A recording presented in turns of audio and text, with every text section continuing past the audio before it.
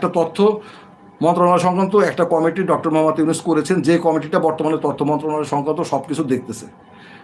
মূলত এখানে আর মাহফুজ আলমের তেমন কোনো কার্যকারিতা নাই, তিনি শুধুমাত্র অফিস করা ছাড়া তার আর তেমন কোনো কার্যকারিতা নাই। মাহফুজ আলমের নামে লাস্টলি শেষ পর্যন্ত যে বড় অভিযোগটা, সেটা হচ্ছে এনসিপির নামে উনি বেশ কয়েকটা লাইসেন্স দেওয়ার প্রক্রিয়ার মধ্যে আসেন। এনসিপির নামে, এনসিপির নেতাকর্মীদের নামে বেশ কিছু আপনার মনে করেন যে টিভি লাইসেন্স সহ বেশ কিন্তু মিডিয়ার লাইসেন্স দেওয়ার একটা প্রক্রিয়ার মধ্যে আছেন, যেটা বিএনপি চায় না।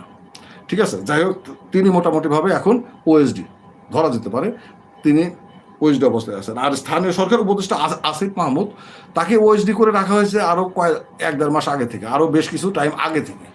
আপনারা জিনিসটা হয়তো মিডিয়াতে সেভাবে আসে নাই, কিন্তু আসলে এখন আর তিনি তার মন্ত্রণালয় সংক্রান্ত কোনো ফাইল তিনি সাইন করেন না বা করতে পারেন না। মূলত তার মন্ত্রণালয় সংক্রান্ত সমস্ত ফাইলগুলো আগে প্রধান